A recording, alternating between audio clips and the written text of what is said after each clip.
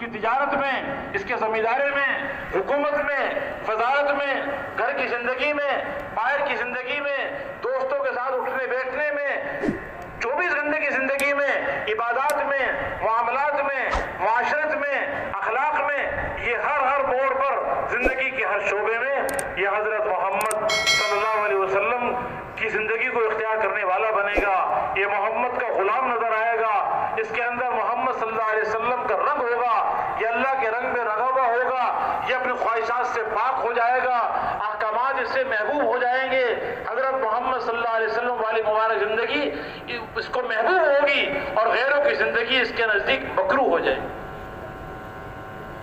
اس لیے لا الہ الا اللہ یہ دلوں کی گہرائی میں اتارنا، اس کی محنت کرنا، دعوت کے میدان میں اور ہر ایک کے بعد ایک انسان کو مجمع میں جا کر، انفرادی بھی، مسجدوں میں، بازاروں میں، گھروں میں، میلوں میں، کارخانوں میں، زمینوں پہ جا کر یہ آواز لگانا، یا ایھا الناس قولوا لا الہ الا اللہ تفلحوا.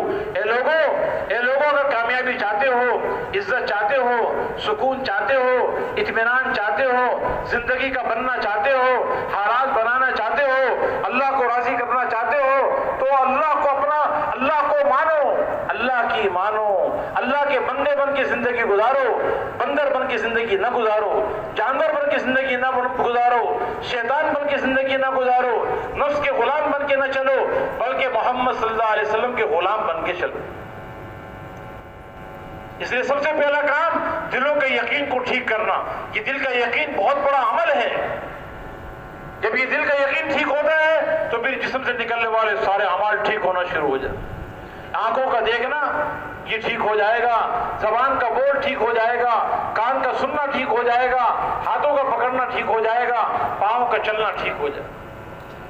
پھر یہ اللہ کو راضی کرنے والے کاموں میں دوڑ لگائے گا.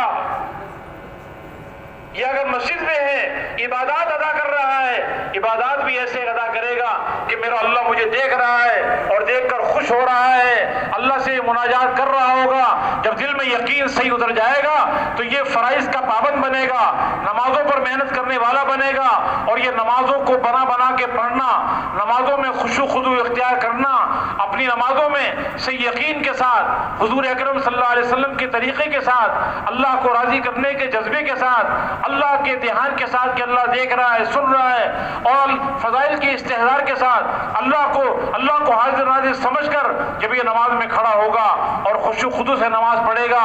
اس کا نماز پڑھنا یہ وہ عمل ہے، اس نماز پڑھنے پر اللہ اس کی دنیا اور آخرت دونوں زندگی کو بنائیں گے.